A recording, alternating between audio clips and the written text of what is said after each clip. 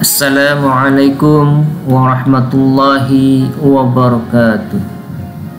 Wahai para pencinta hadis, selamat datang kembali di YouTube Kumpulan Hadis Channel.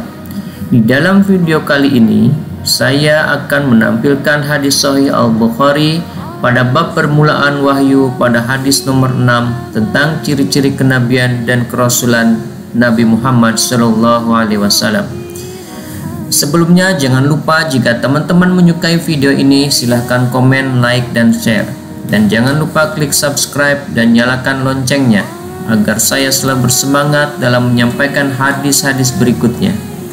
Terima kasih pada teman-teman yang telah memberikan support berupa subscribe-nya. Jika teman-teman ada komentar, silahkan tulis di kolom komen. Semoga hasanah hadis ini bermanfaat. Mohon maaf jika ada kata-kata saya yang kurang berkenan. Terima kasih, selamat mendengarkan. Bismillahirrahmanirrahim.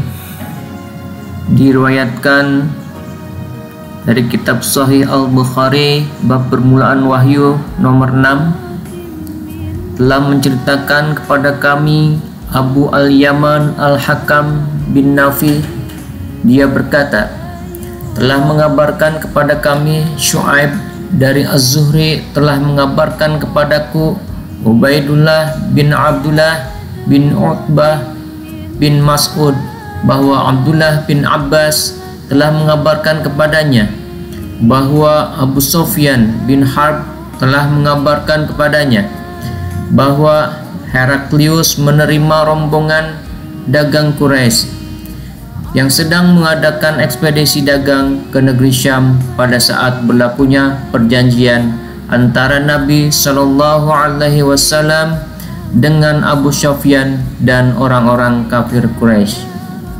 Saat singgah di Ilya, mereka menemui Heraklius atas undangan Heraklius untuk diajak dialog di majelisnya. Yang saat itu Heraklius bersama dengan para pembesar-pembesar negeri Romawi. Heraklius berbicara dengan mereka melalui penerjemah. Heraklius berkata, siapakah di antara kalian yang paling dekat hubungan keluarganya dengan orang yang mengaku sebagai nabi itu? Abu Sufyan berkata, maka aku menjawab, akulah yang paling dekat hubungan keluargaannya dengan dia. Heraklius berkata, dekatkanlah dia denganku dan juga sahabat-sahabatnya. Maka mereka meletakkan orang-orang Quraisy berada di belakang Abu Sufyan. Lalu Heraklius berkata melalui penerjemahnya, katakan kepadanya bahwa aku bertanya kepadanya tentang lelaki yang mengaku sebagai nabi. Jika ia berdusta kepadaku, maka kalian harus mendustakannya.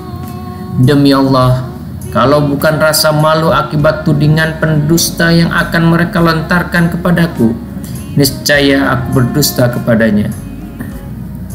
Abu Sufyan berkata, maka yang pertama ditanyakannya kepadaku tentangnya Nabi Shallallahu Alaihi Wasallam adalah, bagaimana kedudukan nasabnya di tengah-tengah kalian?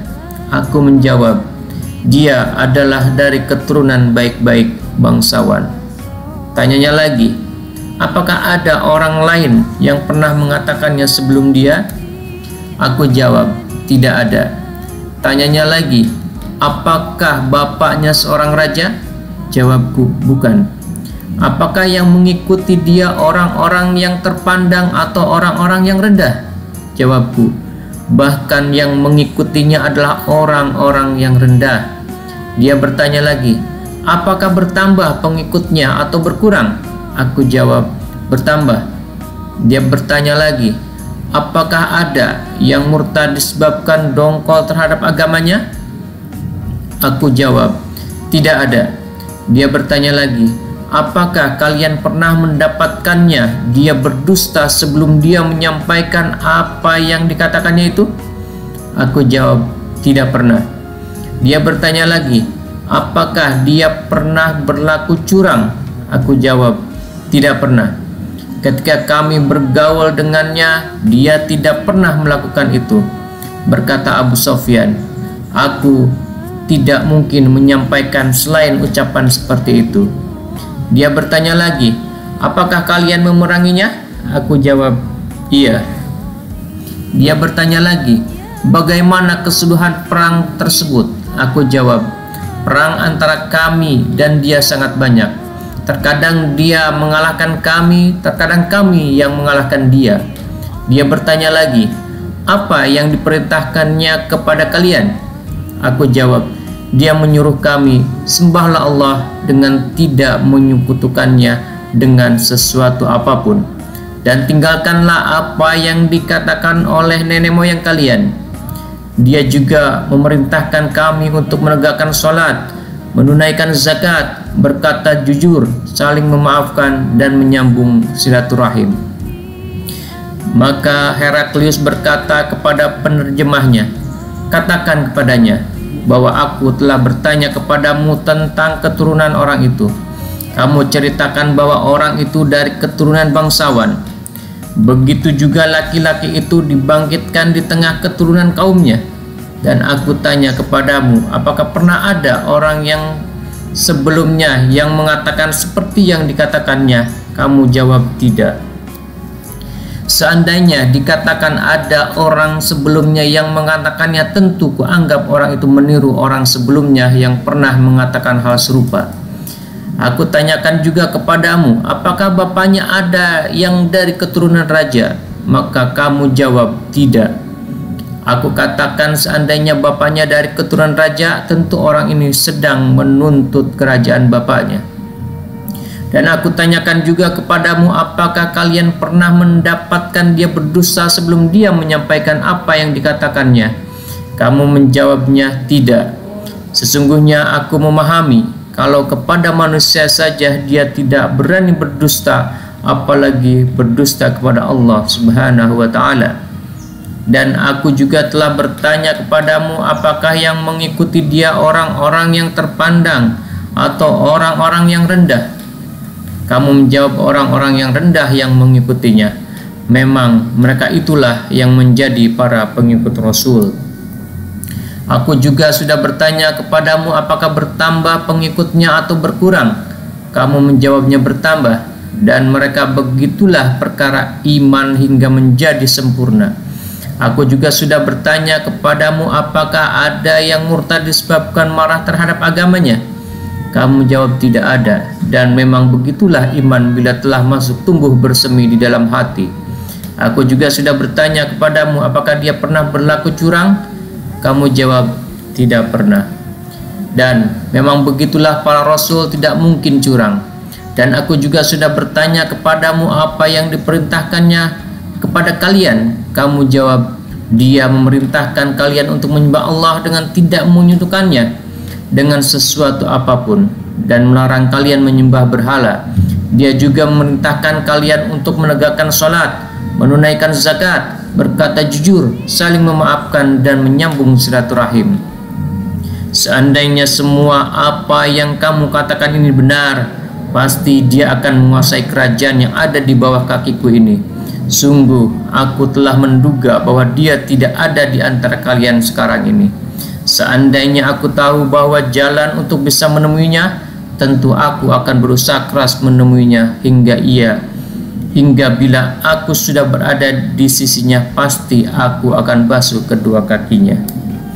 Kemudian Heraklius meminta surat Rasulullah SAW yang dibawa oleh Dihyah untuk para penguasa negeri Bashrah.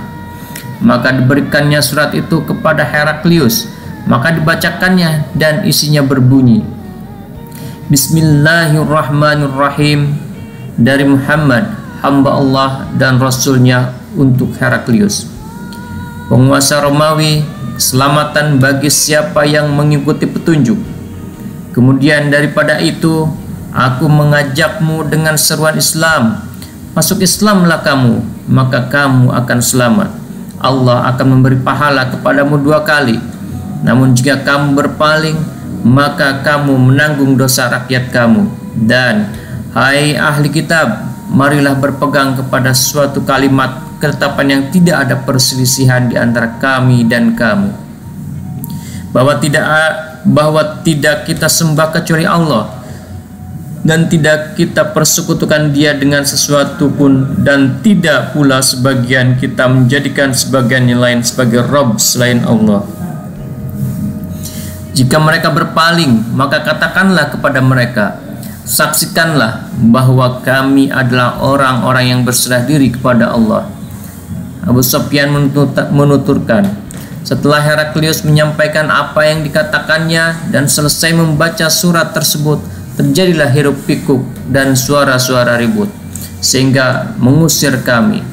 Aku berkata kepada teman-temanku setelah kami diusir keluar, sungguh dia telah diajak kepada urusan anak Abu Kabsyah. Heraklius mengkhawatirkan kerajaan Romawi. Pada masa itu pun aku juga khawatir bahwa Muhammad akan berjaya. Sampai akhirnya perasaan itu hilang setelah Allah memasukkan aku ke dalam Islam dan adalah Ibnu An-Nazur, seorang pembesar Ilya, dan Heraklius adalah seorang uskup agama Nasrani.